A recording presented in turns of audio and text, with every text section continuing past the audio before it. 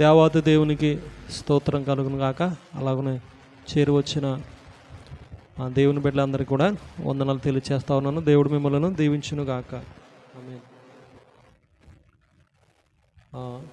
లూకాసు వార్త 11వ అధ్యాయము 34వ వచనం. లూకాసు వార్త 11వ అధ్యాయం 34వ వచనం.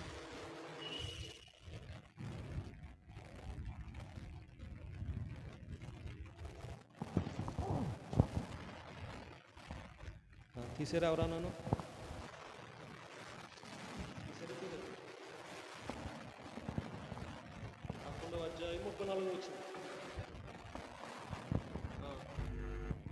చదివి వినిపిస్తాను.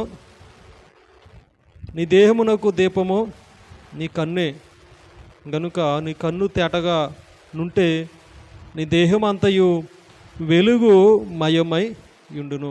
ప్రార్థన చేసుకుందారు. దయగలిగిన మా తండ్రి, కృప కలిగిన మా ప్రభువా, నీకు వందనాలు, స్తోత్రాలు. చదవబడినటువంటి ప్రభువా, వాక్యం ద్వారా మాతో మాట్లాడండి.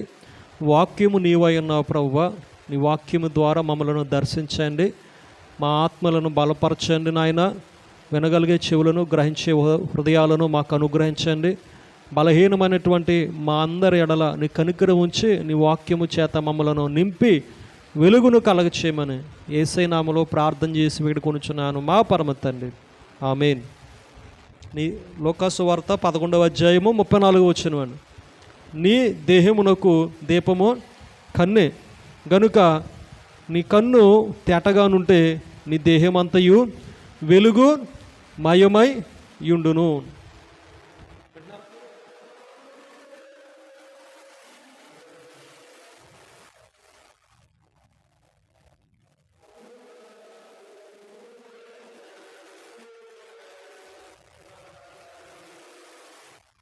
వినండి, చక్కగా మీకు అర్థమైపోతుంది. జ్ఞానం దేవుడు. దేహమునకు దీపం అంటాడు కన్నే. దేహానికి ఏంటి దీపం? కన్నే. నీ కన్ను తేటగా నుంటే నీ దేహం అంతయు కూడా వెలుగు మయమై యుండును. అంటే దేహానికి దీపముగా ఉన్నటువంటిది కన్ను, ఈ నేత్రం. ఏ నేత్రం అండి?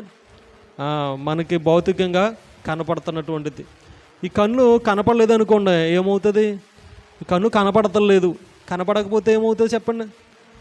చీకటిగా ఉంటుంది కాబట్టి మనం ఈ గోతులు పడిపోతూ ఉంటాం, రాళ్ళు తగిలేస్తూ ఉంటాయి, ముండ్లు గుచ్చుకుపోతూ ఉంటాయి. అంటే కన్ను కనపడకపోతే ప్రమాదం. దేహానికి పొంచి ఉన్నది. దేనికి పొంచి ఉన్నదండి? కన్ను కనపడకపోతే ప్రమాదం దేహానికి పొంచి ఉంటుంది అన్నమాట. ఎక్కడ గొయ్యి ఉన్నదో, ఎక్కడ రాడు ఉన్నదో మనకి తెలియనటువంటి పరిస్థితిగా ఉంటుంది. ఎందుకనంటే కన్ను చీకటైపోయింది, దృష్టి మందమైపోయింది, లేకపోతే గుడ్డితనం వచ్చేసింది కాబట్టి పడిపోతాం. అయితే మన దేహానికి దీపము కన్నే అనే వాక్యము చెప్పబడతా ఉన్నది. అయితే దేహానికి దీపము కన్నే. నీ కన్ను తర్వాత చదవాలి మీరు టక్కనే. నీ కన్ను తేటగా నుంటే నీ దేహం అంతయు వెలుగు మయమై యుండెను. మనకి కన్ను తేట కనపడుతుంది అనుకోండి, మన దేహం అంతయు కూడా వెలుగుమయమై ఉంటుంది. మనం చక్కగా కూడా నడవగలుగుతాం అని ప్రభువారు చెప్పినటువంటి మాట. కానీ దేహానికి కన్నే, ఈ కన్ను తేటగా ఉంటే దేహం అంతయు కూడా వెలుగుమయమై యుండును. అంటే వెలుగు గొప్పతనాన్ని అక్కడ దేవుడు తెలియచేస్తూ ఉన్నాడండి. ఏ గొప్పతనాన్ని? వెలుగు యొక్క గొప్పతనాన్ని, వెలుగును ఆయన తెలియచేసేటువంటి మాటగా ఉంటా ఉన్నది. వెలుగును తెలియచేసేటువంటి మాటగా ఉంటా ఉన్నది. సామెతల గ్రంథంలో చెప్పబడతా ఉన్నది. సామెతల గ్రంథం 6వ అధ్యాయము 23వ వచనం. సామెతలు 6వ అధ్యాయము 23వ వచనం. 6:23.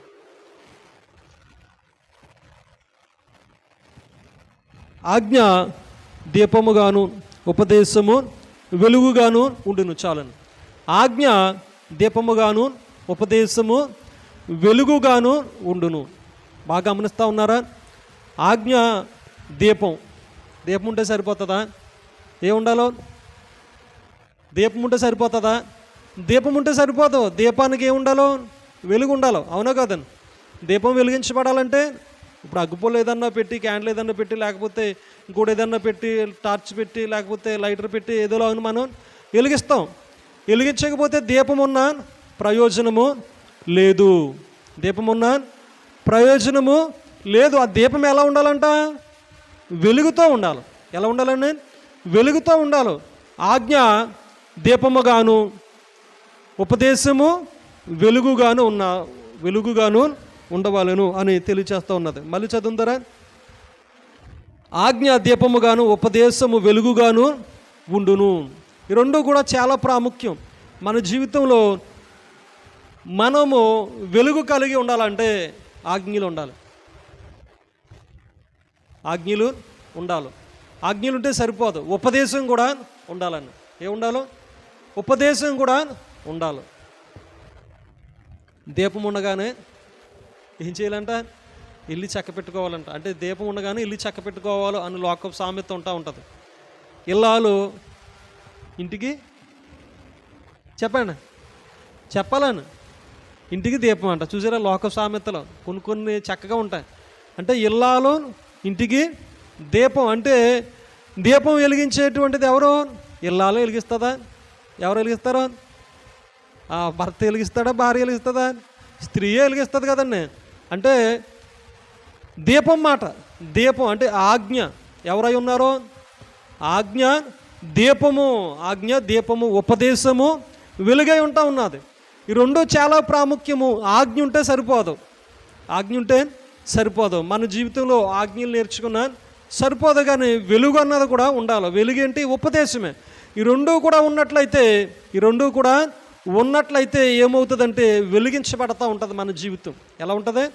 మన జీవితం వెలిగించబడతా ఉంటుంది, వెలుగు మయమై ఉండగలుగుతూ ఉన్నది. లేకపోతే ఆజ్ఞ ఉన్నదనుకోండి, ఉపదేశం లేదనుకోండి, ఏమవుతుంది? మనం బ్రతకగలుగుతామా? మరణం కలుగుతుంది. మనకి ఏం కలుగుతుంది? మరణం కలుగుతుంది. పాత నిబంధన అంతా కూడా ఏముంటా ఉన్నాయి? ఆజ్ఞలే ఉంటా ఉన్నాయి. పాత నిబంధన అంతా కూడా ఆజ్ఞలే కనపడతా ఉన్నాయి. ఉపదేశాలు తక్కువ. పాపం చెయ్యొద్దని, పాపం కొరకు చెప్పబడతా ఉన్నది. నరహత్య చెయ్యొద్దు, వ్యభిచరించవద్దు, అబద్ధాలు ఆడొద్దని చెప్పబడతా ఉన్నది. కానీ దానికి జాగ్రత్త కలగ చేసినట్లుగా చేయకుండా సరైనటువంటి విధానంలో చెప్పినటువంటి ఉపదేశాలుగా ఏముండవన్నమాట. అంటే పాత నిబంధనలు ఎక్కువ ఆజ్ఞలు కనపడతా ఉన్నాయి, కానీ ఉపదేశాలు కనపడుతున్నాయంటే కనపడట్లేదు. ఉపదేశాలు కనపడట్లేదు. చరిత్ర కనపడతా ఉన్నది. కాబట్టి పాత నిబంధన ఆజ్ఞలుగా కనపడతా ఉన్నది. పాత నిబంధన ఎక్కువ ఆజ్ఞలుగా కనపడతా ఉన్నది. సామెతల గ్రంథం ఇవన్నీ కూడా మళ్ళీ ఎలా ఉంటుందంటే ఉపదేశాలుగా, చక్కటి మాటలో సామెతలుగా తెలియచేయబడతా ఉన్నది. అంటే మన జీవితాన్ని చిన్నటువంటి మాటల ద్వారా మన జీవితాన్ని వెలిగించుకోవచ్చు. ఆజ్ఞలు ఉన్నప్పటికీ కూడా సామెతలు ఒక ఉపదేశంలాగా మనం స్వీకరించినప్పుడు ఏమవుతుందంటే ఆ సామెతలు కూడా వెలిగించబడతా ఉంటుంది. వెలుగు అన్నది మనకి కలుగుతూ ఉంటుంది. అంటే అంత గొప్ప స్థితి దేవుడు మనకి అనుగ్రహించగలుగుతూ ఉన్నాడు. ఆజ్ఞ ఉండాలో, ఏముండాలో? ఉపదేశం కూడా ఉండాలి. ఇవి చాలా ప్రాముఖ్యమైనటువంటివి. ఆజ్ఞ లేకుండా మనం బ్రతకూడదు, ఉపదేశం లేకుండా మనం ఉండకూడదు. ఉపదేశం ఉన్నా సరే ఆజ్ఞ లేకపోయింది అనుకోండి, ఏమన్నా ఉపయోగం ఉంటుందా? ఉపదేశం ఉన్నదని చెప్పుకోవడానికి ఏమి ఉండదు. ఇప్పుడు ఎంతసేపు మండుతుంది? కొద్దిసేపే వెలుగు కలుగుతుంది. మనం చర్చిలో వింటాం ఉపదేశం, కానీ ఆజ్ఞలు కూడా లేకపోయినాయి అనుకోండి, వెలుగు అన్నది కలుగుతుందా? కలగదు. విన్న ఉపదేశం ఎందుకు మర్చిపోతా ఉన్నాం మనం? ఆజ్ఞ లేదు. ఆజ్ఞ లేదు. దేవుని ఉద్దేశాలు మనకి తెలియట్లేదు. దేవుని యొక్క ఆజ్ఞలు కట్టడలో మనకి అర్థం కావట్లేదు. కాబట్టి ఉపదేశం అన్నది కూడా విన్నా ఏమవుతుందంటే ఇక్కడ వెలుగుతుంది, ఇక్కడ మండుతాం. మనం అక్కడికి వెళ్ళిన తర్వాత ఏమైపోతాం? చల్లారిపోతూ ఉంటామన్నమాట. ఏమవుతుంది? చల్లారిపోతాం. ఎందుకని? సిద్ధిల్లో నూనె లేదు. ఏం లేదండి? సిద్ధిల్లో నూనె లేదన్నమాట. సిద్ధిల్లో నూనె ఉండదు. కాబట్టి నూనెను సమకూర్చుకోవాలో, దీపం ఉన్నట్టుగా మనం ఉండాలో, ఆజ్ఞను పట్టుకోవాలో, వెలుగు కూడా కలిగి ఉండాలి. ఈ రెండు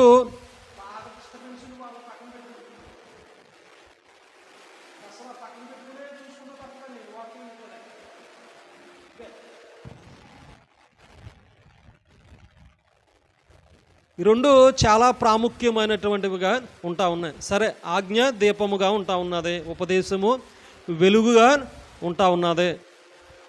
మీరు ఎలా చూడవా? బైబిల్ చూడండి. ఇప్పుడు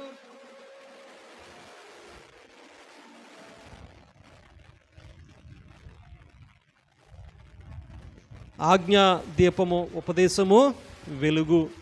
దేహమునకు దీపము కన్ను. ఏంటండి? దేహమునకు దీపము కన్ను. కన్ను దీపం ఏంటి? కన్ను. కన్ను తేటగా ఉండాలంటే ఏముండాలి? ఇప్పుడు దేహానికి దీపము కన్ను. కన్ను అంటే దీపము. కాబట్టి కన్ను ఎలా ఉండాలో? ఉపదేశము చేత నింపబడాలి. దేవుని స్తోత్రం కలుగును గాక. ఉపదేశము ద్వారా నింపబడినప్పుడు, ఉపదేశము ద్వారా వెలిగించబడతా ఉన్నదప్పుడు తేటగా కనపడుతుంది. ఎలా కనపడుతుంది?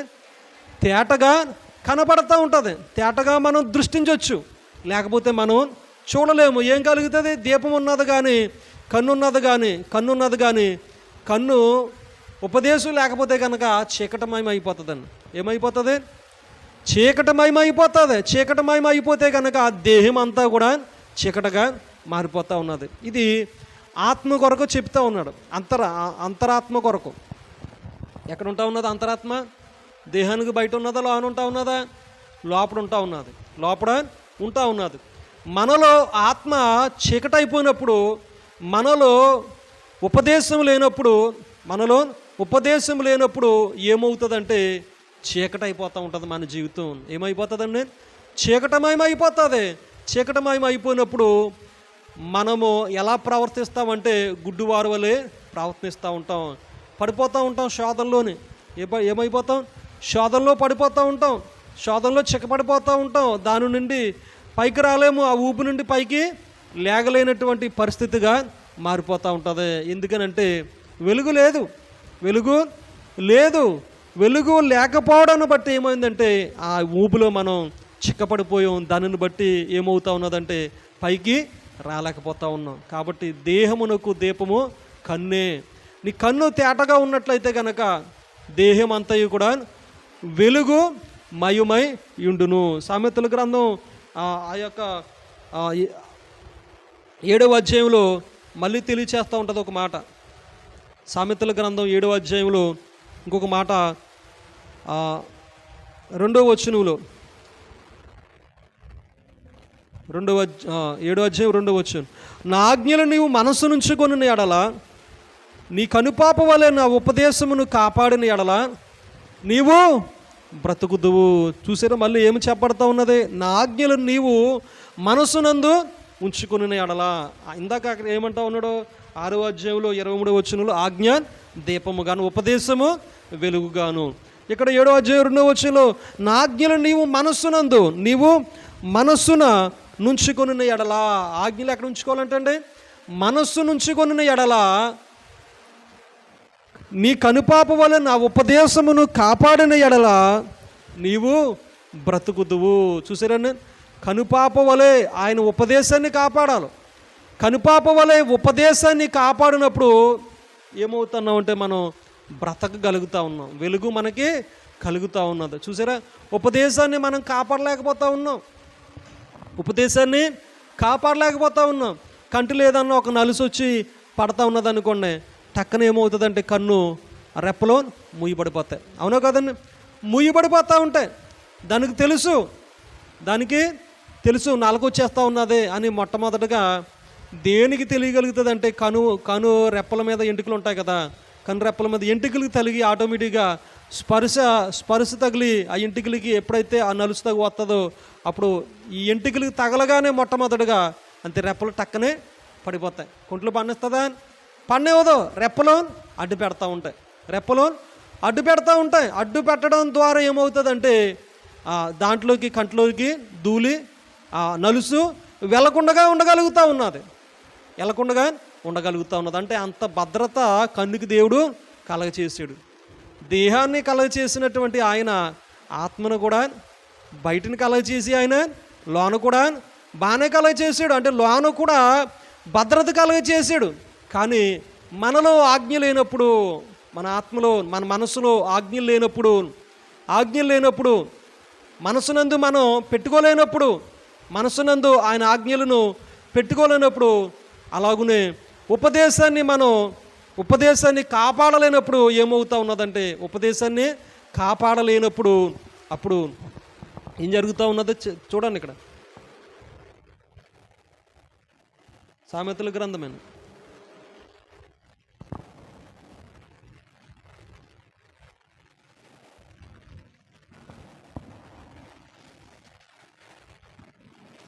ఒకవేళ కాపాడకపోతే ఏంటి? మరణం కలుగుతుంది. ఏం కలుగుతుందండి? మరణం కలుగుతుంది. కాపాడిన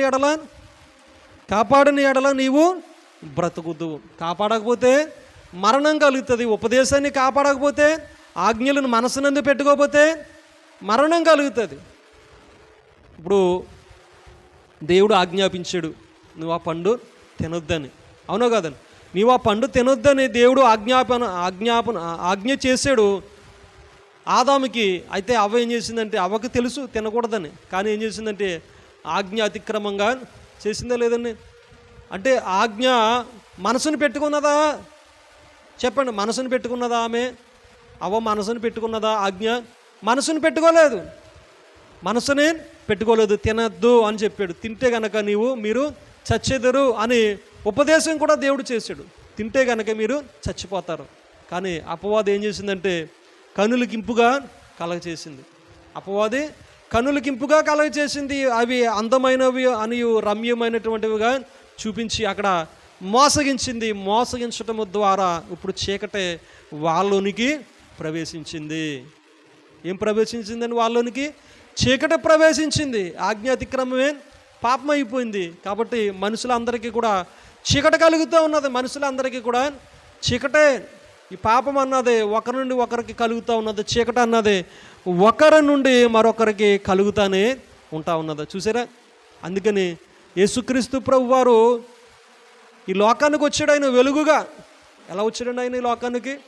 వెలుగుగా వచ్చి ఆయన అంటా ఉన్నాడు కదా, నీ దేహమునకు దీపము కన్నే. నీ కన్ను తేటగా ఉంటే నీ దేహం అంతయు వెలుగు మయమయుండును అని చక్కటి రీతిలో ఆయన తెలియచేస్తూ ఉన్నాడు. వెలుగు సమస్త విధములైన మంచితనము, నీతి, సమాధానము ఉంటా ఉన్నది. వెలుగు ఫలము. ఏం ఫలం ఉన్నది? వెలుగు ఫలము. సమస్త విధములైన మంచితనము, నీతి, సమాధానము దాంట్లోనే ఉంటా ఉన్నది. అయితే యేసుక్రీస్తు ప్రభువారు ఆయన జీవించినటువంటి కాలంలో ఆయన దేహంలో ఎక్కడా కూడా చీకటి రానివ్వలేదండి. ఏమి రానివ్వలేదు? ఆయన చీకటి రానివ్వలేదు. చీకటి అన్నది రానివ్వలేదు. ఆయనలో వచ్చి మనకు తెలియచెప్పేటువంటి మాటలు కాదు ఇవి. ఆయనలో రాకుండా చేసి మనకి తెలియచెప్పాడు. ఆయనలో రాకుండా చేసి మనకి ఈ ఆజ్ఞలు ఇచ్చాడంటే ఆయన వెలుగును గూర్చి చాటించడానికి లోకానికి వచ్చాడు. ఆయన మొట్టమొదటిగా ఆయన చీకటిని వెళ్ళగొట్టాడు. ఆయన అపవాది యేసుక్రీస్తు ప్రభు వారిని శోధించిందా లేదా? శోధించింది 40 దినాలు. 40 దినాలు శోధించిన తర్వాత చీకటిని ఆయన వెళ్ళగొట్టాడు. చీకటిని వెళ్ళగొట్టిన తర్వాత ఆయన తీర ప్రాంతానికి వచ్చినప్పుడు అన్యజనులంట, గలిలే తీర ప్రాంతానికి వచ్చినప్పుడు అన్యజనులంట గొప్ప వెలుగు చూసిరంట. ఏం వెలుగు చూసిరి? గొప్ప వెలుగు చూసిరంటాను. అంటే యేసుక్రీస్తు ప్రభు వారి యొక్క ఆయన దేహము ఎలా కనపడతా ఉన్నది? జనులకి వెలుగుగా కనపడతా ఉన్నది. అంటే యేసుక్రీస్తు ప్రభువులో ఏముంటా ఉన్నది? చీకటి ఉంటా ఉన్నదా? లేదు, వెలుగుంటా ఉన్నది. కాబట్టి దేహమునకు దీపము నీ కన్నే. దేహానికి దీపము నీ కన్నే. నీ కన్ను తేటగా నుండిన ఎడల నీ దేహం అంతయు కూడా వెలుగు మయమై ఉండును. యేసుక్రీస్తు ప్రభువులో ఎంత వెలుగు ఉన్నదో చూడండి. ఆయన ఎంత ప్రకాశించుతూ ఉన్నాడు. ఆయన ఎంత ప్రకాశించగలుగుతూ ఉన్నాడు. అటువంటి ప్రకాశము మనము ప్రకాశించాలని ఆయన కోరుకుంటా ఉన్నాడు. అటువంటి ప్రకాశము మనము ప్రకాశించాలని దేవుడు కోరుకుంటా ఉన్నాడు. అంటే మనము ప్రకాశించటము ద్వారా ఇతరులకి వెలుగు కలుగుతుంది. ఎవరికి కలుగుతుందండి? మనము ప్రకాశించటము ద్వారా ఇతరులకి వెలుగు కలుగుతుంది. మనము ప్రకాశించకపోతే కనుక ఇతరులకి వెలుగు కలగదు. అది అట్టు పెట్టండి. ముందు మనం చీకట్లో ఉండిపోతాం, మనం శ్రమలో ఉండిపోతాం, మన శోధనలోనే ఉండిపోతాం, ఆ పాపంలోనే ఉండిపోతాం. అది మనకు మంచిదా అంటే మనకు మంచిది కాదు, మనకు మరణం కలుగుతుంది. అక్కడ మనకి మరణం కలుగుతుంది.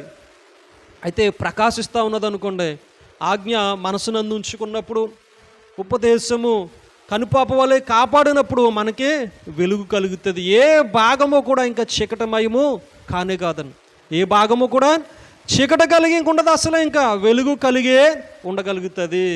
వెలుగే ప్రకాశించగలుగుతుంది. వెలుగు దగ్గర మనస్సు నెమ్మదిగా ఉండగలుగుతుంది. ఎలా ఉంటుందండి? వెలుగు కలిగిన దగ్గర మనసు నెమ్మదిగా ఉండగలుగుతూ ఉంటుంది. చీకట్లో పిల్లలు ఉంటారా చెప్పండి? ఉండరు. ఎందుకని? చీకటి అంటే వాళ్ళకి భయంగా ఉంటుంది. పెద్దవారు అనేటువంటి మనకి భయంగా ఉంటుంది. నాకు కూడా భయం వచ్చిందని సాక్ష్యం చెప్పాను మొన్న. అంటే ఏమున్నది నాలోనే? ఈ లోకంలో చీకట కాదు, అసలు మనలోనే చీకట. ఎవరిలో చీకట? మనలోనే చీకట. మనలో చీకట పెట్టుకున్నప్పుడు మనలో చీకట ఎలా రాగలుగుతా ఉన్నదండి? ఉపదేశం లేదండి. ఏం లేదు మనలో? ఉపదేశం లేదు, ఆజ్ఞ లేదు. అందుకనే చీకట మనల్ని అలిమి ఏం చేసిందంటే లోకానికి బంధించేసింది. మనకు అర్థం కావట్లేదు అన్నమాట.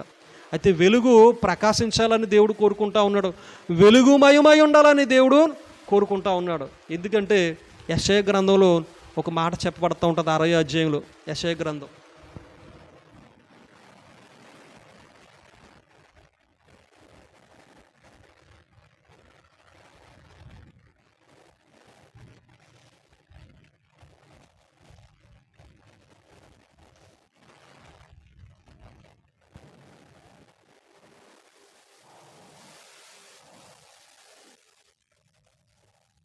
మూడో వచ్చు 2 పట్టుకే 2 తీసేయండి, 1 కాదు. 63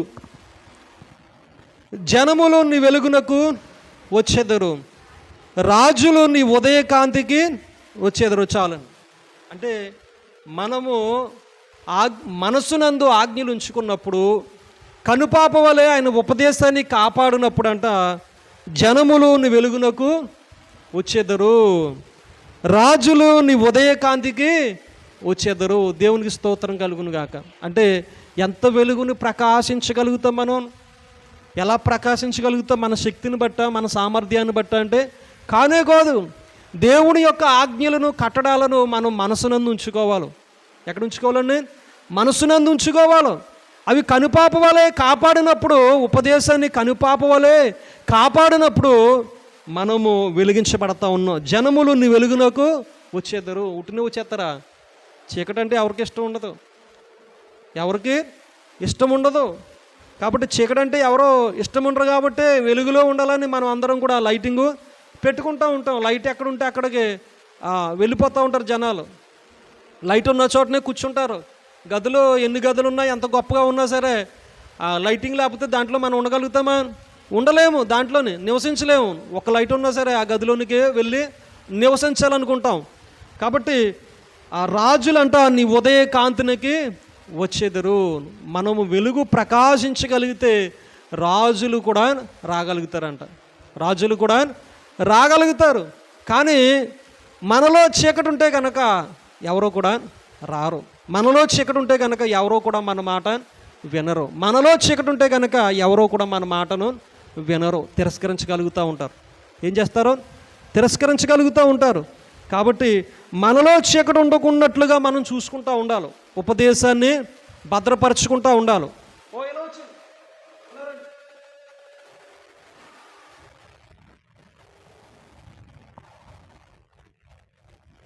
ఈ లోకములో బ్రతుకుతూ ఉన్నాం మనం. ఎక్కడ బ్రతుకుతూ ఉన్నామండి? ఈ లోకంలో మనం బ్రతుకుతూ ఉన్నాం. లోకం గురించేమో పసిపిల్లలకు తెలియదు, యవనస్తులకేమో లోకం గురించి తెలియక పాపాన్ని చూచి కళ్ళులో చీకటిని తెచ్చుకుంటా ఉన్నారు. ఏం తెచ్చుకుంటా ఉన్నారు? కళ్ళలోకి చీకటిని తెచ్చుకుంటా ఉన్నారు, చీకటిని చూచి ఆనందిస్తూ ఉన్నారు, పాపాన్ని చూచి ఆనందిస్తూ ఉన్నారు, పాపం వైపు పరుగులు పెడతా ఉన్నారు, పాపం వైపు పరుగులు పెడతా ఉన్నారు, పాపం వైపు ఆనందించేటువంటి వారుగా మారిపోయారు, పాపంలోనే సంతోషించేటువంటి వారుగా ఉంటా ఉన్నారు. చూసారా, అంటే పాపంలో సంతోషం తీర్చుకుంటా ఉన్నారన్నమాట లోకంలో జీవించి. ఎందుకని? వాళ్ళలో ఉపదేశం లేదు, వాళ్ళలో ఆజ్ఞలు లేవు, అందుకని ఏం కమ్ముకుంటా ఉన్నది? వాళ్ళని చీకటి కమ్ముకుంటా ఉన్నది. మనం ఎంత చెప్పినా వింటారనుకుంటున్నారా? ఎంత చెప్పినా వినరు. కానీ మనం చెప్పి ప్రార్థన చేయగా మొత్తం మీద దేవుడు వారిని దర్శించగలుగుతాడు. అప్పుడు ఆయన మనం చెప్పినటువంటి మాటలను బట్టి వారిలో వెలుగును ప్రకాశింప చేయగలుగుతాడు ఆయన. ఎందుకనంటే ఆ వాక్యములో ఉన్నటువంటి శక్తి అటువంటిది. ఆయనలో జీవం ఉండేను, ఆ జీవం మనుషులకు వెలుగై ఉండేను. ఆయన వాక్యమే ఆయన అయి ఉన్నారు. కాబట్టి ఆ వాక్యము ద్వారా చెప్పినప్పుడు వారిలో వెలుగు ప్రకాశించగలుగుతూ ఉన్నది. అప్పుడు పాపం నుండి విడిపించబడతారు, లోకం నుండి విడిపించబడగలుగుతూ ఉన్నారు. అంత కృపని దేవుడు ఆయన మాటలో పెట్టించాడు. అంత విడుదల అన్నది వాళ్ళకి అనుగ్రహిస్తూ ఉన్నాడు. ఆయన మాట వెళ్ళగానే వాళ్ళకి వెలుగు ప్రకాశించగలుగుతుంది. ఆయన మాటలు వెళ్ళగానే ఏమవుతూ ఉన్నదంటే విడుదల అన్నదే కలుగుతూ ఉన్నది. బాల్య దినంలో ఏం అర్థం కాదు, యవ్వన కాలంలో వాళ్ళకి అర్థం అవుతుంది దేవుని కొరకు. బాల్య దినంలో నుండి కూడా పెంచినట్లయితే ఎంతో మంచిది, బాల్య దినంలో నుండి కూడా.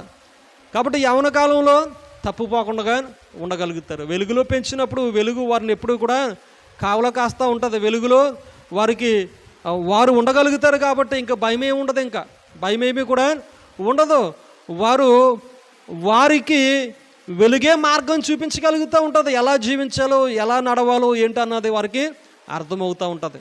అంత కృప దేవుడు వారికి ఇవ్వగలుగుతూ ఉన్నాడు. బాల్య దినంలోనే వాళ్ళ హృదయాలు వెలుగు ప్రకాశించినట్లుగా ఉండాలో, అప్పుడు యవ్వన కాలంలో వారు త్రుట్టిల్లిపోకుండా ఉండగలుగుతారు. అంత కృప దేవుడు ఇవ్వగలుగుతూ ఉన్నాడు. అయితే యేసుక్రీస్తు ప్రభు వారు అంటూ ఉన్నారు, నీ దేహమునకు దీపం కన్నేగా కనుక నీ కన్ను తేటగా ఉంటే నీ దేహం అంతయు కూడా వెలుగుమయమై ఉండును. అంటే నీ కన్ను ఎంత తేటగా ఉంటే అంత వెలుగుమయమై ఉంటుందండి. ఎంత తేటగా ఉంటే తేటగా ఉండాలన్నమాట. మన కన్ను ఎలా ఉండాలంటే నేను తేటగా ఉండిన ఎడల దేహం అంతయు వెలుగుమయమై ఉండును. ఎంత తేటగా ఉన్నదంటే ఎంత తేటగా ఉన్నా సరే చేసుకోవచ్చు, అవునా కాదండి? నీ దేహమునకు దీపము కన్నే కనుక నీ కన్ను తేటగా ఉంటే ఎంత తేటగా అన్నా సరే చేసుకోవచ్చు. సేవకులు కళ్ళు కూడా ఎలా ఉంటా ఉన్నాయి? తేటగా ఉంటా ఉన్నాయి, చీకటిగా ఉంటా ఉన్నాయా? చెప్పండి. ఇప్పుడు పసిపిల్లల కొరకు మాట్లాడుకున్నాం, యవనస్తుల కొరకు మనం మాట్లాడుకుంటా ఉన్నాం. మరి సేవకులకి ఎలా ఉంటా ఉన్నది? తేటగా ఉండట్లేదు, కొంచెమే కనపడతా ఉన్నాయి, మొత్తం తేటగా కనపడతలేదు. మొత్తం తేటగా కనపడితే కనుక ఇన్ని సమస్యలు ఎందుకు ఉంటాయి? సేవకుల్లో కూడా ఇన్ని గలుబులు ఎందుకు ఉంటాయి? ఉండవు కదా. అంటే దేహానికి దీపము కన్ను తేటగా ఉంటే దేహం అంతా కూడా వెలుగుమయమై ఉంటుంది. కానీ కన్ను సగం కనపడుతుంది, సగం కనపడట్లేదు, కొంచెం కనపడుతుంది, కొంచెం ఏమవుతా ఉన్నది? మూతలైపోతూ ఉన్నాయి. అంటే దేవుని కట్టడలో దేవుని యొక్క ఉద్దేశాలు ఎవరికి అర్థం కావట్లేదు? సేవకులైన వారికి కూడా అర్థం కావట్లేదు. ఎవరికి? సేవకులైన వారికి కూడా అర్థం కావట్లేదు. అర్థం కాకపోవడాన్ని బట్టి ఏం కలుగుతూ ఉన్నది? ఏం కలుగుతూ ఉన్నది? చీకటి అన్నది కలుగుతూ ఉన్నది. ఒక భాగంలో వెలుగుంటా ఉన్నది, దేహంలో ఒక భాగంలో ఏముంటా ఉన్నదంటే చీకటి అన్నది ఉండిపోతూ ఉన్నది. మనం చదివిన వచనం 34 కదండి, 35, 36 కూడా చదువుతారండి. కాబట్టి నీలో నుండి వెలుగు చీకటి అయి ఉండకుండా చూచుకొనుము. కాబట్టి నీలో నుండి వెలుగు చీకటి అయి ఉండకుండా చూచుకొనుము. ఏమవ్వకుండా ఉండాలంటే చీకటి అవ్వకుండా చూసుకోవాలంట. అంటే ఉపదేశాన్ని మనం కనుపాప వలె కాపాడుకుంటూ ఉండాలి. 36వ వచనం, ఏ భాగమైనను చీకటి కాక నీ దేహమంతయు వెలుగుమయమైతే దీపము తన కాంతి వలన నీకు వెలుగిచ్చినప్పుడు ఎలాగుండును అలాగూ దేహమంతయు వెలుగు మయమై యుండునని చెప్పాను. అంటే కొన్ని భాగాలేమో చీకటిగా ఉంటాయి, కొన్ని భాగాలేమో వెలుగుగా ఉంటాయి. కొన్ని భాగాలు ఎలా ఉంటాయండి? చీకటిగా ఉంటాయి, కొన్ని భాగాలు వెలుగు కనపడతాయి. అంటే కొన్ని భాగాల్లో చీకటిగా ఉండి కొన్ని భాగాలు వెలుగు కనపడుతున్నదంటే అంటే కన్ను తేటగా ఉన్నదా, లేకపోతే ఇంకా లోపం ఉంటా ఉన్నదా? ఇంకా లోపం ఉంటా ఉన్నది, ఇంకా లోపం ఉంటా ఉన్నది, ఇంకా లోపం ఉన్నదప్పుడు దేవుని ప్రత్యక్షత ఏమన్నా అర్థం అవుతుందా అంటే అర్థం కాదు. దేవుని ఉద్దేశాలు ఏమన్నా అర్థం కాగలుగుతాయంటే అర్థం కావన్నమాట, అర్థము కాలేవు. కాబట్టి అర్థం అవ్వాలంటే దేవుని యొక్క ఆజ్ఞలు, ఆయనను గూర్చినటువంటి సంగతులన్నీ కూడా మనం తెలుసుకున్నప్పుడు, ఆజ్ఞ దీపంగాను ఉపదేశాన్ని వెలుగుగా చేసుకున్నప్పుడు, మనసునందు ఆయన ఆజ్ఞలు మనం ఉంచుకున్నప్పుడు, కనుపాప వలె ఆయన ఉపదేశాన్ని మనం భద్రపరిచినప్పుడు మనము బ్రతకగలుగుతాం. మనకి జీవము రాగలుగుతుంది, మనకి జీవము రాగలుగుతుంది. వెలుగును వద్దకు అనేకులు రాగలుగుతారు. మనము ప్రకాశించగలిగితే రాజులు మన యొద్దకు రాగలుగుతారు. అంత కృపను ఎవరు ఇవ్వగలుగుతూ ఉన్నారు? దేవుడు ఇవ్వగలుగుతూ ఉన్నాడు. లెమ్ము, వెలుగు నీ మీద ప్రకాశించున్నది, లెమ్ము తేజరిల్లెము చెప్పట్లేదని యెషయా గ్రంథంలో 60 ఉంటుందన్నమాట. నీకు వెలుగు వచ్చి ఉన్నది, ఆ లెమ్ము తేజరిల్లెము, యెహోవా మహిమ నీ మీద ఉదయించెను. చూడుము, భూమిని చీకటి కమ్ముచున్నది, కటిక చీకటి జనములను కమ్ముచున్నది. యెహోవా నీ మీద ఉదయించుచున్నాడు, ఆయన మహిమ నీ మీద కనబడుచున్నది. చాలను, ఆయన మహిమ నీ మీద కనబడుచున్నది. అయితే మనము ఉదయించేటువంటి వారుగా ఉంటా ఉన్నాం. భూమి మీద ఏమో చీకటే కమ్ముతా ఉన్నది. భూమి మీద ఏమవుతా ఉన్నది? చీకటే కమ్ముతా ఉన్నది, చీకటి కమ్ముతా ఉన్నది. అయితే దేవుడు మనల్ని ఏర్పాటు చేసుకుంటా ఉన్నాడు, మనకి వెలుగును ఉదయింప చేస్తూ ఉన్నాడు. వెలుగును ఉదయింప చేసి మనకి వెలుగుని వస్త్రం వలె ధరింప చేస్తూ ఉన్నాడు. ఆయన ఏం ధరింప చేస్తూ ఉన్నాడు? వెలుగుని వస్త్రము వలె ధరింప చేస్తూ ఉన్నాడు. వెలుగుని వస్త్రం వలె ధరింప చేసినప్పుడు మనము కూడా ఇతరులకి వెలుగుని పంచకూడదా? మనం పంచాలని 58వ అధ్యాయం కదండి,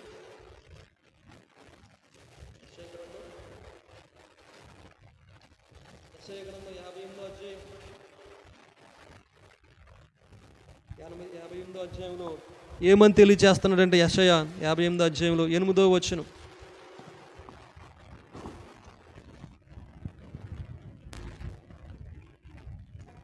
యాభై 7 నుండి చదువుతారండి. నీ ఆహారము ఆకలిగొన్న వారికి పెట్టుటయు, నీ రక్త సంబంధికి ముఖము తప్పింపకుండుటయు, దిక్కుమాలిన బీదలను ఇంట చేర్చుకుంటయు, వస్త్రహీనుడు నీకు కనబడినప్పుడు వానికి వస్త్రములు ఇచ్చుటయు, ఇదియే కదా నాకు ఇష్టమైన ఉపవాసం అని చెప్తా ఉన్నాడు. అలాగను నీవు చేసిన ఎడల నీ వెలుగు వేకు చుక్కవలే ఉదయించును. అలాగున నీవు చేసిన ఎడల నీ వెలుగు వేకువ చుక్కవలే ఉదయించును. స్వస్థత నీకు శీఘ్రముగా లభించును. నీ నీతి నీ ముందర నడుచును. యెహోవా మహిమ నీ సైన్యపు వెనకటి భాగమును కాయును. దేవునికి స్తోత్రం కలుగును గాక. అంటే మనం ఎటువంటి వస్త్రాలు ఇవ్వాలో చెప్పండి.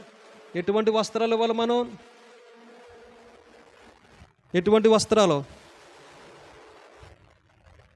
10వ వచనం కూడా, ఆశించిన దానిని ఆకలిగొని వారికి ఇచ్చి శ్రమపడిన వానిని తృప్తిపరిచిన ఎడల చీకటిలోని వెలుగు ప్రకాశించును. అంధకారము నీకు మధ్యాహ్నం వలె ఉండును. అంధకారము నీకు మధ్యాహ్నం వలె ఉండును. చాలండి. పైన ఏమి తెలియచేస్తా ఉన్నాడంటే, దిక్కుమాలిన బీదలను ఎంట చేర్చుకొనుటయు, వస్త్రహీనుడు నీకు కనపడినప్పుడు వానికి వస్త్రములు ఇచ్చుటయు. వస్త్రహీనుడు కనపడగా వస్త్రములు ఇచ్చుట. ఏ వస్త్రం? ఈ వస్త్రం కాదు. ఈ వస్త్రాలు ఇవ్వాలో, కానీ ఇది మనుషులకు కనపడేటువంటిది. ఇవన్నీ కూడా ఈ క్రియలన్నీ కూడా మనుషులకి కనబడేటువంటిది. కానీ రోమపత్రికలో అది చెప్పబడుతూ ఉంటుంది.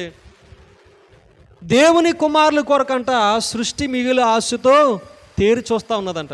దేవుని కుమారుల యొక్క ప్రత్యక్షత కొరకు సృష్టి మిగిలి ఆశతో తేరి చూస్తూ ఉన్నది. అంటే దేవుని కుమారులు ఎలా ఉంటారో వస్త్రాన్ని, మహిమా వస్త్రాలని ధరించుకుని ఉన్నటువంటి వారుగా ఉంటారు. వెలుగు వస్త్రాలను ధరించుకున్నటువంటి వారుగా వారు ఉండగలుగుతారు. కాబట్టి మనం ఏ వస్త్రాలు ఇవ్వాలో, మనం వెలిగించబడితే ఇతరులను కూడా వెలిగించబడతా ఉంటాం. మనలో చీకటి పోతే ఇతరులను కూడా వెలిగించగలుగుతూ ఉంటాం.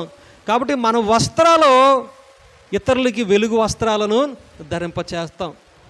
ఇప్పుడు వెలుగు వస్త్రాలు అందరికీ ఉన్నాయి. వెలుగు వస్త్రాలు ఉంటే అన్ని ఇబ్బందులు ఎందుకు కలుగుతాయి వాళ్ళకి? వెలుగు వస్త్రాలు ఉంటే ఇబ్బందులు ఎందుకు కలుగుతాయి? వెలుగు వస్త్రాలు ఉంటే శ్రమ ఎందుకు కలుగుతుంది? వెలుగు వస్త్రాలు ఉంటే ఇతరులు బాధన మనుషులతో ఎందుకు చెప్తారు?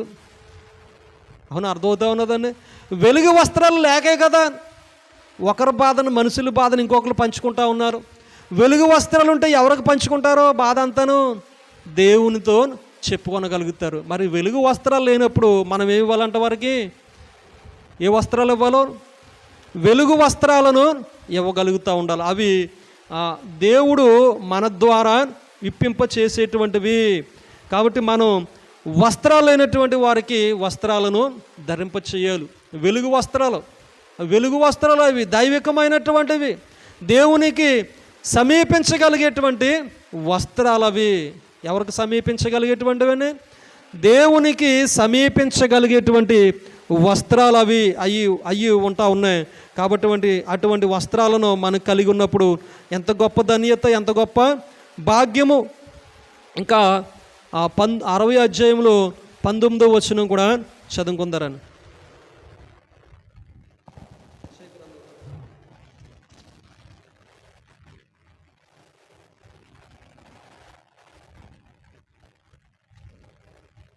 ఇక మీదట పగలు సూర్యుని ప్రకాశమును నీకు వెలుగుగా ఉండదు, నీకు వెలుగుచుటగా చంద్రుడు ఇకను ప్రకాశింపడు.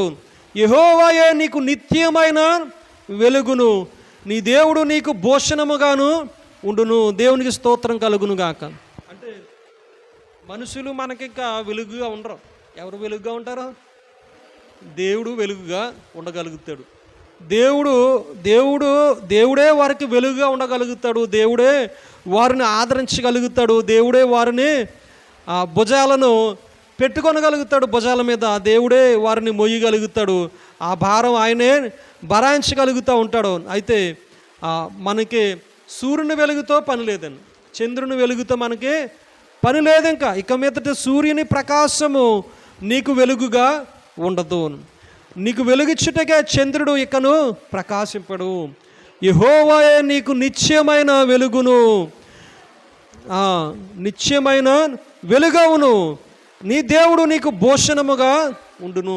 దేవుడు మనిషికి వెలుగుగా ఉండాలని కోరుకుంటా ఉన్నాడు. దేవుడు మనిషికి వెలుగుగా ఉండాలని కోరుకుంటా ఉన్నాడు. ఆయనలో నుండే ఆజ్ఞలు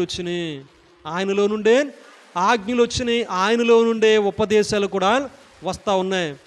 ప్రభు మన కొరకు ఈ లోకానికి వచ్చినటువంటి ఆయన దేహము వెలుగుగా ఉండాలో, దేహము ప్రకాశించాలో, చీకటి కాకూడదు అని ఆయన మొట్టమొదటగా మరి మంచి బోధలు, చక్కటి బోధలు తెలియచేసినటువంటి వాడు. ఆయన దేహాన్ని ప్రకాశింపచేసినటువంటి వ్యక్తిగా ఆయన ఉంటా ఉన్నాడు. ఆయన లోకంలో జీవించి అంత మహిమ కలిగినటువంటి వాడు. అంత మహిమ కలిగినటువంటి వ్యక్తిగా ఆయన జీవించాడు. మానవుడిగా జీవించినటువంటి ఆయన యందు వెలుగును ప్రకాశిస్తూ ఉన్నది. మన యందు ప్రకాశించదా? మన యందు కూడా ప్రకాశించాలని ఆయన ఈ మాటలు తెలియచెప్పుతా. అంటే ఆయన ప్రకాశించాడు, మనం ప్రకాశించమని కాదు. ఆయన ప్రకాశించాడు, అనేక మనుషుల్ని ఆకర్షించాడు. ఆయన అనేకులకి సమాధానం ఇచ్చాడు, అనేకులకి శాంతిని అనుగ్రహించాడు. ఆయన అనేకులు కట్లు విప్పబడ్డాయి, స్వస్థత కలగచేసాడు ఆయన. మరి మనం కూడా అలాగా చేయగలుగుతామా, చేయలేమా? మనం కూడా చేయగలుగుతాం. మనం చేయగలగాలంటే మనం ఏమవ్వాలి చెప్పండి? మన కన్ను తేటగా ఉండాలి, మన కన్ను తేటగా కనపడుతూ ఉండాలి. మన దేహానికి దీపము కన్నే. కన్ను చీకటగా ఉంటే మన వెలుగు ఎవరి మీద కూడా ప్రకాశింప పడదు. మన వెలుగు ఎవరి మీద కూడా ప్రకాశించబడలేనప్పుడు మన వద్దకు ఎవరో కూడా రాలేరు. యోబు గ్రంథంలో 24వ అధ్యాయంలో 13వ వచనం.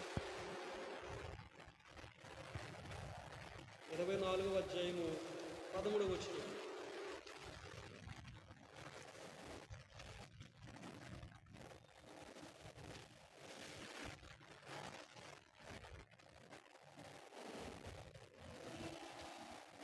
వెలుగు మీద తిరుగుబడి వారు కలరు, మీరు దాని మార్గములను గుర్తుపట్టరు.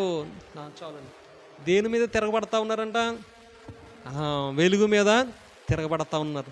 వెలుగు అంటే ఇష్టం లేకుండా ఉన్నటువంటి వారు ఉంటా ఉన్నారు. వెలుగు అంటే ఇష్టం లేదు, కొంతమందికి ఇష్టం ఉండదు. ఎందుకనంటే లోకపు వెలుగు కోరుకుంటారు కానీ దేవుని దగ్గర నుండి వచ్చేటువంటి వెలుగును కోరుకోరండి. వాక్య ప్రత్యక్షతలో నుండి వచ్చేటువంటి వెలుగును కోరుకోరు. వాక్య ప్రత్యక్షతలో నుంచి వచ్చేటువంటి వెలుగును కోరుకోరు. ఈ లోకపు వెలుగును కోరుకుంటూ ఉంటారు. సూర్యుని వెలుగును కోరుకుంటారు, చంద్రుని వెలుగును కోరుకుంటూ ఉంటారు. ఈ యొక్క ఎలక్ట్రికల్ బల్బు నుంచి వచ్చేటువంటి వెలుగును కోరుకుంటూ ఉంటారు. కానీ దేవుని వెలుగును మాత్రము కోరుకోరు. అందుకని వెలుగు మీద తిరుగుబడి వారు కలరు, వీరు దాని మార్గములను గుర్తుపట్టరు. దేవుడు మార్గాలను గుర్తుపట్టలేరండి. దేవుడు కట్టడాలను గుర్తుపట్టలేరు. వారికి అయిష్టముగా ఉంటాయి, వారికి నీచంగా ఉండగలుగుతూ ఉన్నాయి. కానీ దేవుడు మార్గాలను కనుక గుర్తుపట్టకపోతే దేవుడు వారి మీద ప్రకాశింప లేడండి. అన్నటికీ కూడా ఆయన ప్రకాశించేటువంటి వాడుగా ఆయన ఉండడు.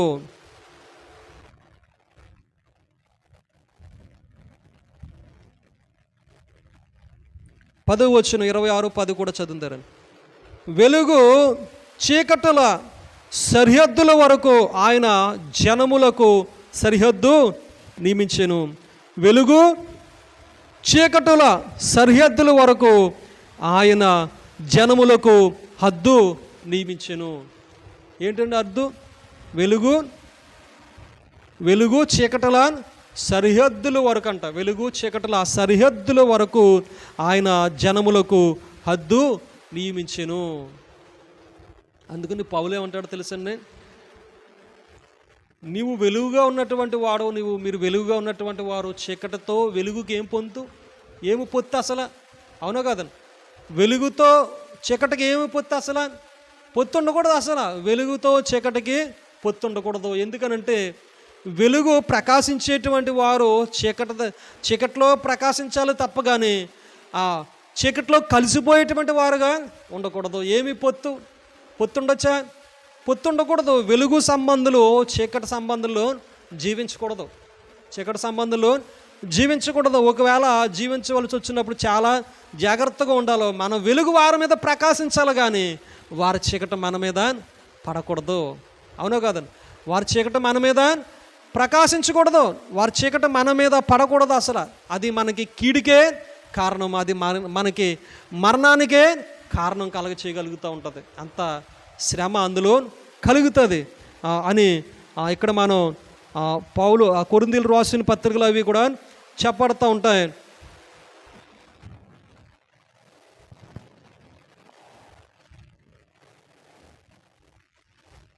యోబు గ్రంథంలో ఇంకొకటి తీసుకున్నారు, 33:28.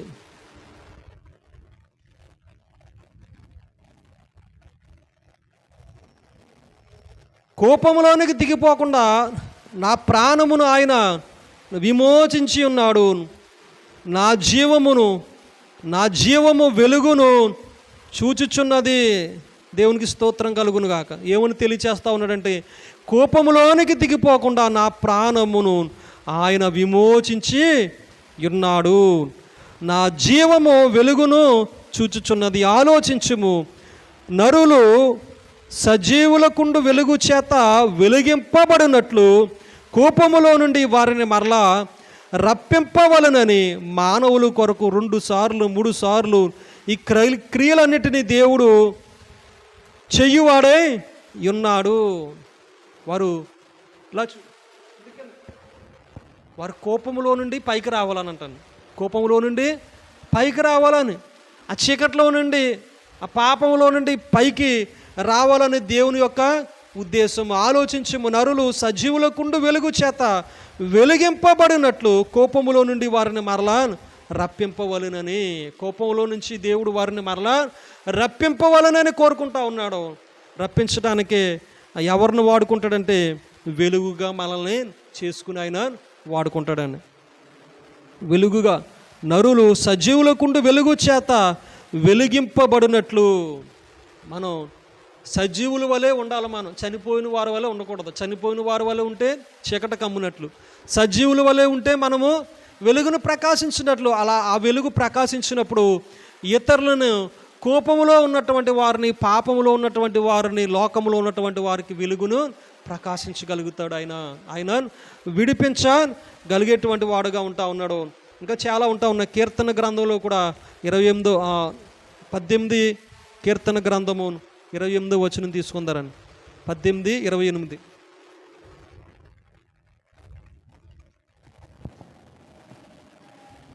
18:28 అంతేనా?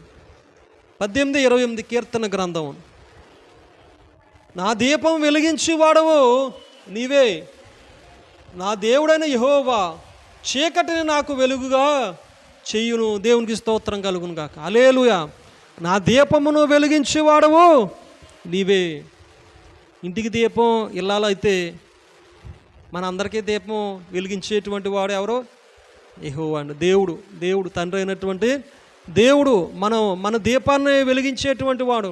ఇంటికి దీపాలు, ఇల్లాలు దీపాన్ని వెలిగించకపోతే ఇల్లు అంతా కూడా చీకటిగా ఉంటుంది. కానీ మన బ్రతుకుల్ని, మనల్ని చేసుకున్నటువంటి ఆయన మనకి మనసు అన్నదే పెట్టాడు. మనకి స్వేచ్ఛను అన్నది ఆయన ఇచ్చాడు. మనకి స్వేచ్ఛను ఇచ్చాడు. కాబట్టి దేవుళ్ళు మనం వెలిగించాలని కోరుకుంటా ఉన్నప్పుడు, దేవుడు మన జీవితాన్ని వెలిగించాలని కోరుకున్నప్పుడు, మనం ప్రకాశించాలని మనం కోరుకున్నప్పుడు, దేవుడిని అడిగినప్పుడు దేవుడు ఏం చేయగలుగుతాడు? ఆయన మన దీపాన్ని వెలిగించగలుగుతాడు. ఆయన ఆజ్ఞను దీపంగా చేశాడు, ఉపదేశాన్ని వెలుగుగా చేశాడు. మనం ఇష్టపడినప్పుడు ఆయన వెలిగించగలుగుతాడు. మనం ఇష్టపడలేదనుకోండి, ఏం చేస్తాడు? ఆయన వెలిగించడం.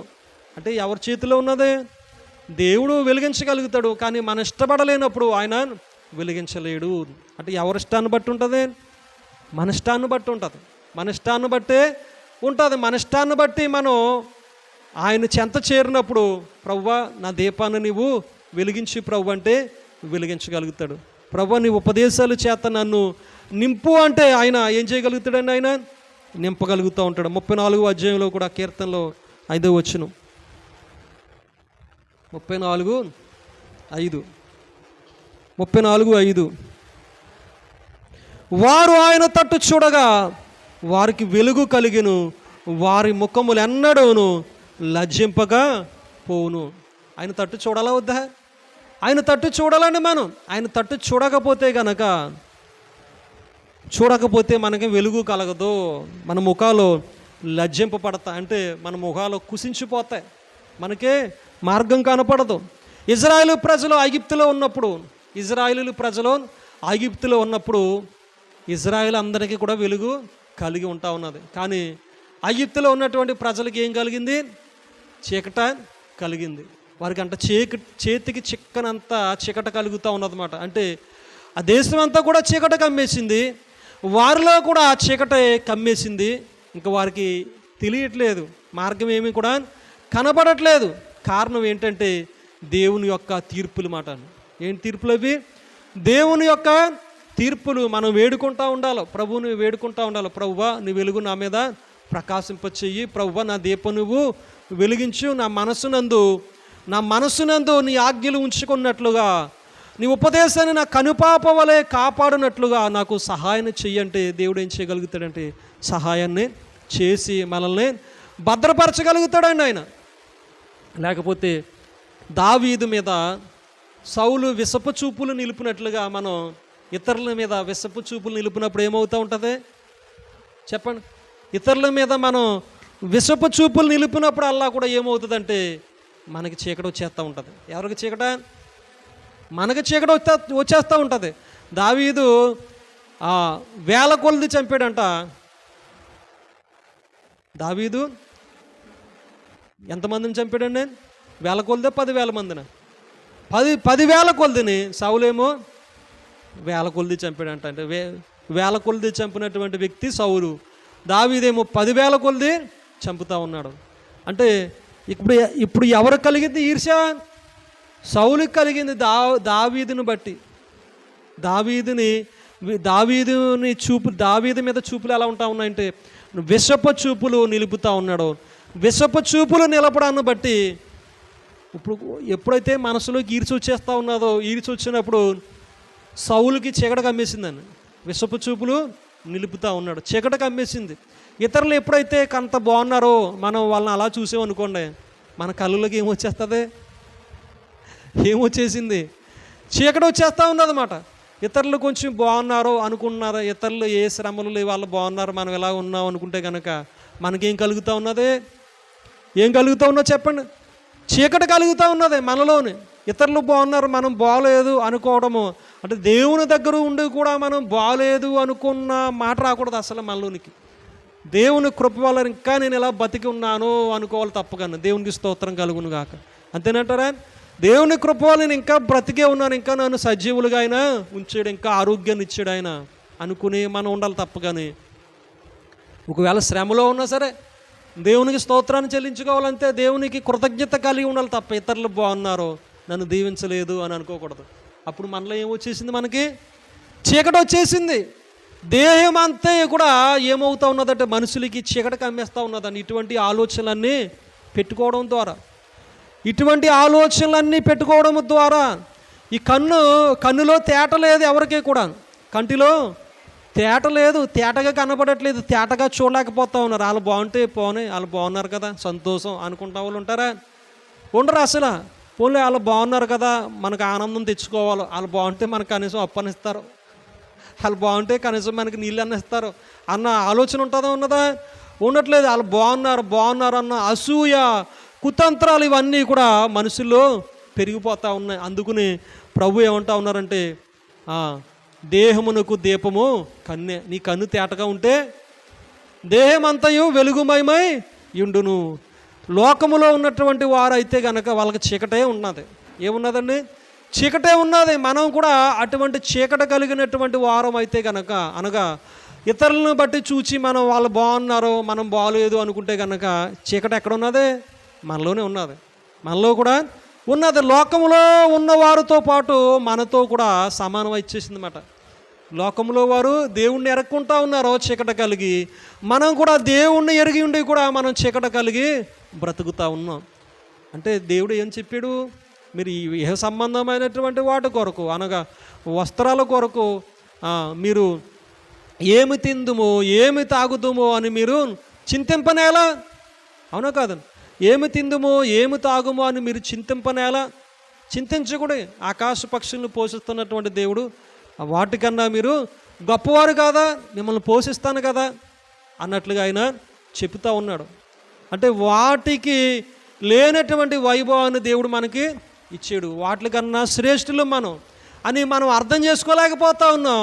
మన కన్ను తేటగా ఉండట్లేదు, మన మనసును అంగీకరించట్లేదు, మన మనసు అంగీకరించట్లేదు. ఇంకా లోన ఏదో వెళుతుండిపోతూ ఉన్నది, ఇంకా ఏదో మచ్చుండిపోతూ ఉన్నది, ఇంకా తేటగా కనబడట్లేదు మనకి కన్ను, ఇంకా తేటగా కనపడట్లేదు. ఇంకా తేటగా లేకపోతే కనుక దేవుని ఆజ్ఞలు పట్టుకుంటూ ఉండాలి, దేవుని పాదాలను పట్టుకుంటూ ఉండాలి, దేవుని ఉపదేశాన్ని పట్టుకుని మనం తేటగా ఉండేటట్లుగా చూసుకున్నప్పుడు దేవుడు ఏం చేయగలుగుతాడంటే మనకి సహాయం చేయగలుగుతూ ఉంటాడు. మిమ్మల్ని తలగా చేస్తానన్నాను కానీ తోగా చేస్తానన్నాడు ఆయన? చేయడు. మరి తలగానే చేస్తాడు ఆయన, ఇతరులకు ఇచ్చేటట్లుగానే చేస్తాడు, పుచ్చుకునేటువంటి వారుగా చెయ్యడు. కన్నులు తేట లేకపోవడం ఏమవుతా ఉన్నదంటే దేవునిలో మనం ఇంకా బలహీనం అయిపోతూ ఉన్నాం. దేవునిలో ఇంకా ఆందోళన, దేవునిలో కూడా ఉండి ఇంకా ఆందోళన, చింత మనకి పెరిగిపోతూ ఉన్నాయంటే కారణం ఏంటంటే మనం వెలుగుని ద్వేషిస్తూ ఉన్నాం, వెలుగుని ఇష్టపడట్లేదు, వెలుగుని ప్రకాశించేటట్లుగా మనం చేసుకోవట్లేదు, వెలుగు మనలో ఉండాలని మనం ఆశపడట్లేదు. ఏమున్నా ఏం లేకపోయినా దేవుడు నా జీవితంలో ఉన్నాడు అన్న గొప్ప సంతోషం మనకి కలిగి ఉన్నట్లుగా మనం మారినప్పుడు ఏం చేయగలుగుతాడంటే దేవుడు అప్పుడు మనల్ని హెచ్చించగలుగుతాడండి. దేవునికి స్తోత్రం కలుగును గాక. ఎప్పుడు హెచ్చించగలుగుతాడు?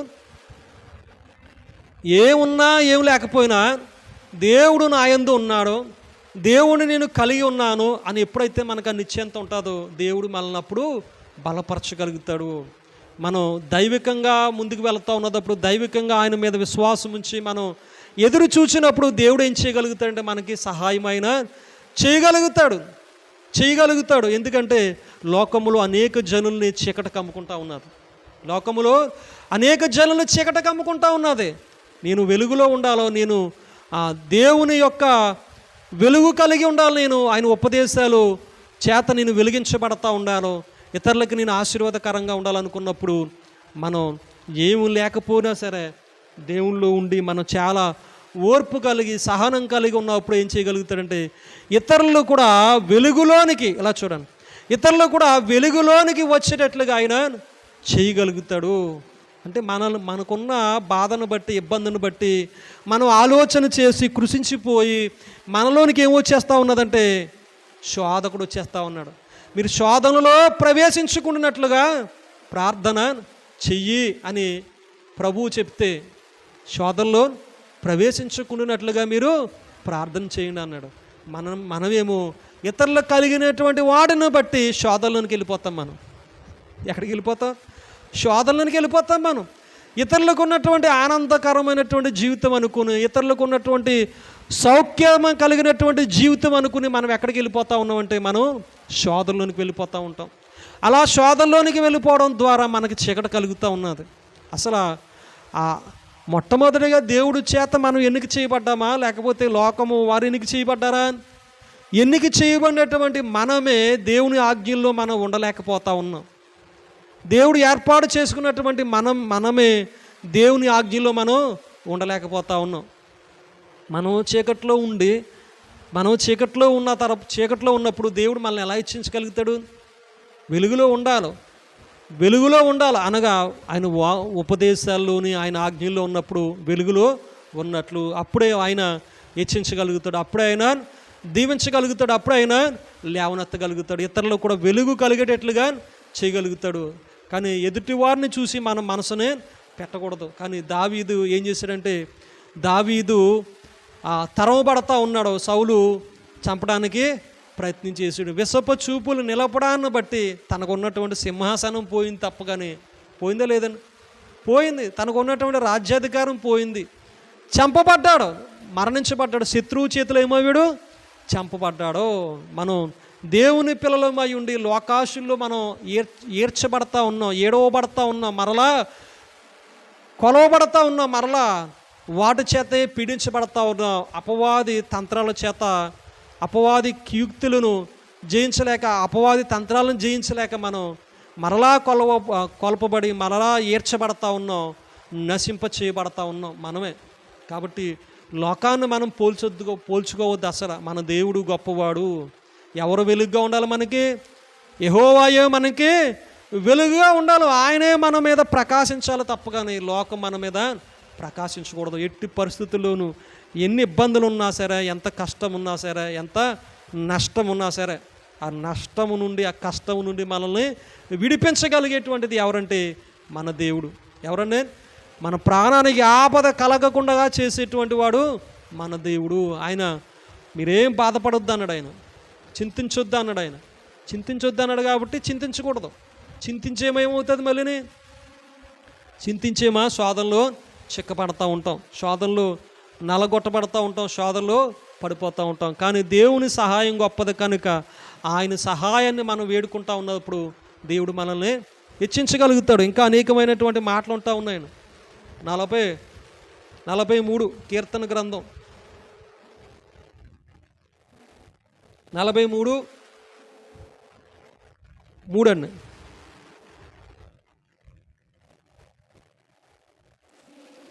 నీ వెలుగును నీ సత్యమును బయలుదేరజేయము, అవి నీకు త్రోవ చూపును, అవి నీ పరిశుద్ధ పర్వతమునకు నివాస స్థలమునకు నన్ను తోడుకొని వచ్చును. భక్తుడు కోరుకుంటా ఉన్నాడు. ఇక్కడ భక్తుడు కోరుకుంటా ఉన్నాడని, భక్తులు కోరుకుంటా ఉన్నారు. నీ వెలుగును నీ సత్యమును బయలుదేర చేయము, అవి నాకు త్రోవ చూపించును. త్రోవని చూపిస్తాయి నీ వెలుగును నీ సత్యమును కూడా. అవి నీ పరిశుద్ధ పర్వతమునకు నీ నివాస స్థలమునకు నన్ను తోడుకొని వచ్చును. ఎక్కడికి తోలుకెళ్తా ఉన్నాయి వెలుగు సత్యము కూడా? దేవుని పరిశుద్ధ స్థలానికి తోలుకుని వెళ్ళగలుగుతా ఉన్నాయి. 104:2 అండి. 104:2.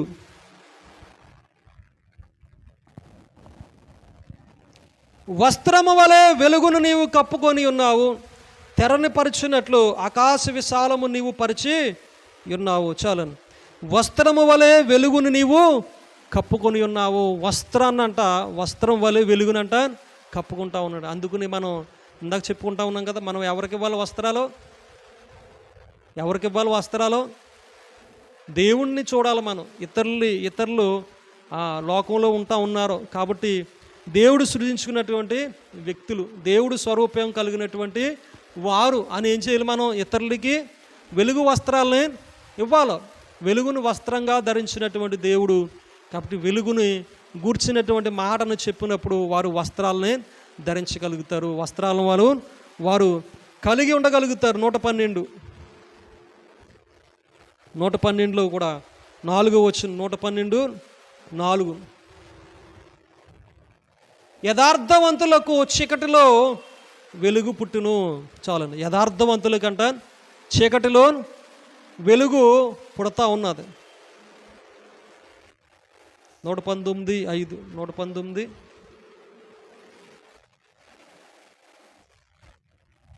119వ కీర్తన 105 119:105 అని. నీ వాక్యము నా పాదములకు దీపము, నా త్రోవకు వెలుగై ఉన్నది. మళ్ళీ ఇక్కడ మనం ముగింపులోకి వచ్చేమాట. నీ వాక్యము నా పాదములకు దీపమును, నా త్రోవకు వెలుగునై ఉన్నది. ఆజ్ఞ ఉండాలి, ఉపదేశము ఉండాలి, దీపము వెలిగించబడేటువంటిదిగా ఉండాలి. నీ వాక్యము నా పాదములకు దీపము, నా త్రోవలకు వెలుగునై ఉన్నది. నా త్రోవలకు వెలుగునై ఉంటా ఉన్నది. అప్పుడు మార్గాన్ని ఆయన చూపిస్తాడు. ఎవరు? ప్రభువే చూపిస్తాడు మనకు మార్గాన్ని. ఎవరు చూపిస్తారండి? మనుషులు చూపించేటువంటిది కాదు. ఎవరు చూపిస్తారు? దేవుడే చూపించగలుగుతాడు మనకు మార్గాన్ని. ఇప్పుడు యేసు ప్రభు వారు యోహాను సువార్త 14 ఉంటుంది, తీయొద్దులని. నేనే మార్గం, నేనే సత్యం, జీవము, నేనే మార్గము సత్యము జీవం అని యేసు ప్రభు వారు చెప్తా ఉన్నారు. నేను తండ్రి యొద్దకు వెళ్ళి మీకు అనేక నివాసాలు సిద్ధపరుస్తాను, నేను తర్వాత మీరు నా యొద్దకు వచ్చేదరని చెప్తే, ప్రభువా నీ మార్గం ఎలాగా, నువ్వు ఎలాగెళ్ళు మాకు ఎలా తెలుస్తుంది, నువ్వే మార్గం వెళ్ళు మాకు ఎలా తెలుస్తుంది, మాకు తెలియపరచు ప్రభువా అని అడుగుతూ ఉన్నాడు ఆయన. పేతురు వాళ్ళు మాకు ఆ మార్గాన్ని తెలియపరచు, ఎలాగ తెలియపరచు ప్రభువా అని అడుగుతూ ఉన్నారు. అంటే చూసారా ప్రభుని అడుగుతూ ఉన్నాడు? మార్గమును తెలియపరచు ప్రభువా అని అడుగుతూ ఉన్నాడు.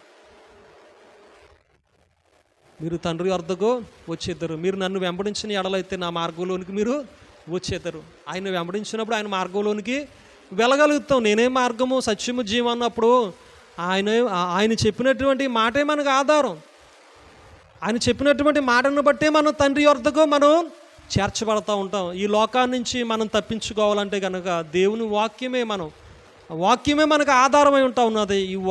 ఈ లోకములో నుండి మనం తప్పించబడాలన్నా, ఈ లోకములో నుండి విడిపించబడాలన్నా, ఈ బంధకాల నుండి మనకి తప్పించబడాలన్నా ఆయన వాక్యమే మన పాదాలకి దీపమై ఉంటా ఉన్నది. త్రోవలకు వెలుగునిచ్చేటువంటిదిగా ఉంటా ఉన్నది. నా త్రోవకు వెలుగై ఉన్నది. కాబట్టి వెలుగు సరైనటువంటి మార్గంలో మనల్ని నడిపించగలుగుతూ ఉంటుందండి. దేవునికి స్తోత్రం కలుగును గాక. ఏ ఇబ్బంది ఉండదు, ఏ చింత కూడా ఉండదు. దేవుడే మనల్ని నడిపించగలిగేటువంటి వాడుగా ఉంటా ఉన్నాడు. అంత కృప, అంత ధన్యత ఆయన ఇచ్చి మనల్ని తృప్తిపరచగలిగేటువంటి దేవుడు లెమ్ము వెలుగు నీ మీద ప్రకాశించుచున్నది అని తెలియచేస్తున్నాడు. తేజరిల్లెమ్ము వెలుగు నీ మీద ప్రకాశిస్తూ ఉన్నది. మనం వెలిగించబడేటువంటి వారు అనేక జనులకి వెలుగు ఇవ్వగలిగేటువంటి వారమై ఉన్నాం. ఏదో దీపం పెట్టుకున్నట్లుగా కాదండి. దీపం వెలిగించి ఎవరు మంచం కింద కొంచెం కింద పెట్టరు, కానీ దీపస్తంభం మీదే పెడతారు.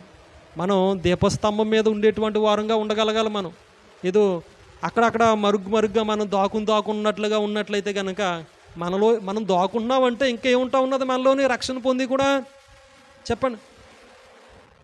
చీకటి ఉంటా ఉన్నది. దేవుడేమో వెలుగుగా చేస్తే రక్షణ పొంది కూడా మనం దాకున్నట్లుగా ఉంటే కనుక ఏమవుతా ఉన్నదంటే చీకటి మనలో ఉంటా ఉన్నది. అంటే మనం చీకటిగా ఉంటాం, దేవునికి ఇష్టం లేదు. మన వెలుగు ఇతరులకి వెలుగు ఇవ్వాలని, ఆ వెలుగును ప్రకాశింపచేయాలని దేవుడు మనల్ని ప్రేమించి ముందుగా మనకు ఆ వరాన్ని ఇచ్చాడు. రక్షణ అన్న వరాన్ని మనకిచ్చాడు.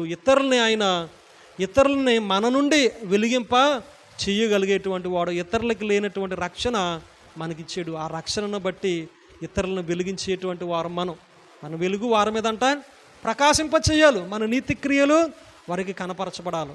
మనము నీతి క్రియలు చెయ్యాలి. అప్పుడు వారికి వెలుగు కలుగుతుంది.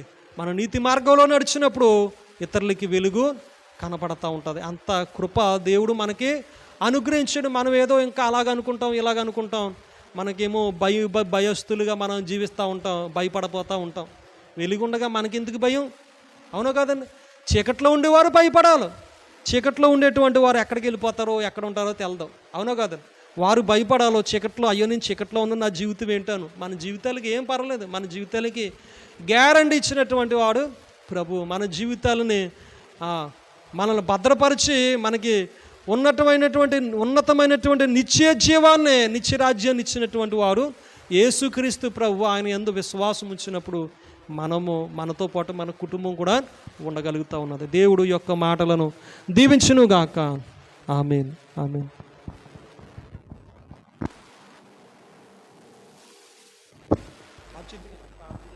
ప్రార్థన తర్వాత ప్రార్థన చేసుకుందాం. దయగలిగిన మా ప్రభువా, కృప కలిగిన మా తండ్రి, నీకు వందనాలు. ఇప్పుడు వరకు నాయన నువ్వు మాతో మాట్లాడి ఉన్నావు నాయన. దేహమునకు దీపము కన్నే కనుక నీ కన్ను తేటగా ఉండిన ఎడల నీ దేహం అంతయు కూడా వెలుగుమయమై ఉంటుందని సెలవిచ్చు. ఇదిగో ప్రభువా, మేము వెలుగు వలె ఉండడానికి సహాయం దయచేయండి. తేటగా ఉండాలి ప్రభువా, మాలో ఎటువంటి లోపం ఉండకూడదు. మా అవయవాలన్నీ కూడా ప్రభువా వస్త్రమును ధరించినట్లుగా వెలుగు ప్రకాశించాలి ప్రభువా.